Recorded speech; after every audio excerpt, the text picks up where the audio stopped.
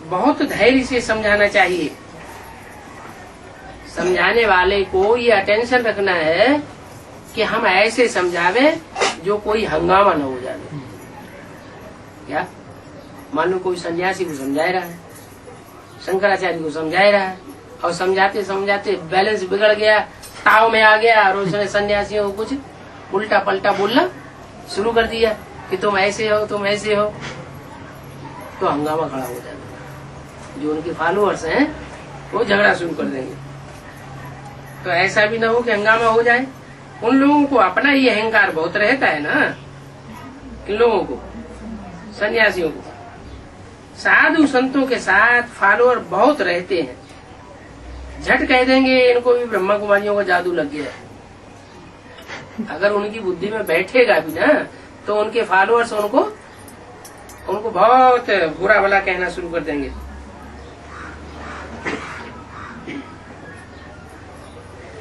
सयाने मनुष्य जो होंगे वो कहेंगे विचार करने योग्य बातें हैं। प्रदर्शनी में तो अनेक प्रकार के आते हैं। समझाने का तरीका ऐसा होना चाहिए जैसे कि बाबा धीरे से समझाए रहे। समझाते समय बहुत जोर से भी नहीं बोलना चाहिए।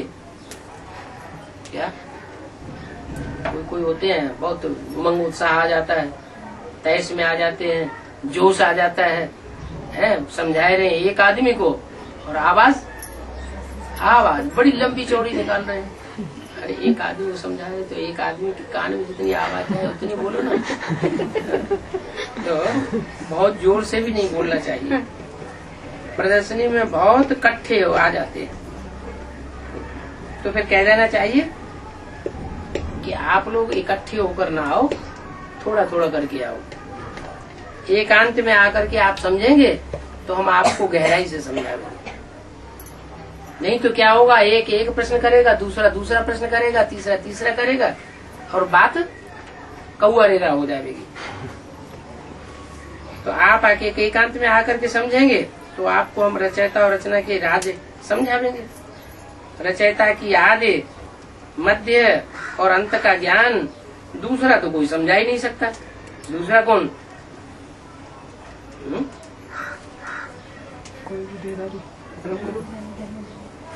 माना रचयिता के आदि मध्य अंत का ज्ञान रचयिता ही समझा सकता है। रचयिता के अलावा और कोई दूसरा नहीं समझा सकता। भगवान खुद आकर के अपना परिचय देते हैं। भगवान के सिवाय भगवान का परिचय कोई दूसरा दे नहीं सकता। बाकी तो सब नेति नेति करके जाते हैं। कोई भी मनुष्य नहीं जान सकते हैं कि सृष्टि के आदि मध्य अंत क्या है। ज्ञान से सदगति हो जाती है, फिर ज्ञान की दरकार नहीं रहती है। जैसे संगम युग में जो ब्राह्मण ईश्वरीय ज्ञान पूरा उठावेंगे तो उनकी पूरी सदगति जब हो जाएगी तो फिर उनको अगले जन्म में ज्ञान लेने की दरकार नहीं रहेगी। समझाने वाला कोई बुजुर्ग होगा तो लोग समझेंगे कि ये अनुभवी है। क्या छोटा नौजवान होगा तो उसकी बातों में विश्वास नहीं करेंगे, और कोई बुजुर्ग होगा तो कहेंगे कि हाँ अनुभवी है, हाँ ये बात सच्ची सुना रहा होगा, जरूर सत्संग आदि किया होगा। कोई बच्ची छोटी समझावेगी तो कहेंगे ये क्या हमको समझाएगी, ये क्या जाने। तो ऐसे ऐसे पर बुजुर्गों का असर पड़ता है। बाप एक ही बार आकर ये नारे समझाते हैं, सतो प्रधान बनाते हैं,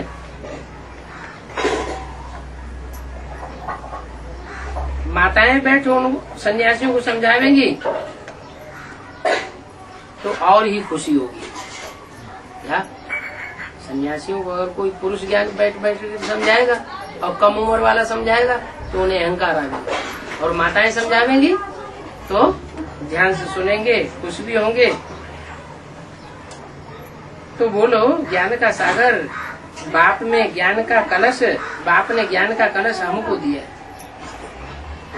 शास्त्रों में भी कथा है ना, सागर मंथन हुआ ज्ञान कलश निकला तो ज्ञान कलश किसको दिया गया है? लक्ष्मी को ज्ञान कलश दिया गया। तो ज्ञान कलश बाप ने हमको दिया, हम माताओं को, जो हम फिर औरों को देते हैं। बहुत नम्रता से बोलते रहना चाहिए और पुस्तक भी दिखाना चाहिए जिसमें एक ही शंकराचार्य वाच लिखा हुआ है। क्या लिखा है कि माताएं सब नरक का द्वार है, क्योंकि वो तो माताओं को छोड़ करके भागते हैं।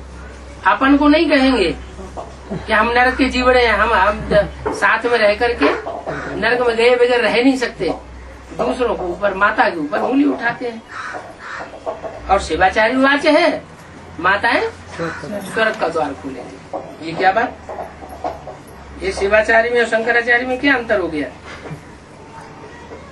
शंकराचार्य ऐसे क्यों वाच करते हैं कि माताएं नरक का द्वार है,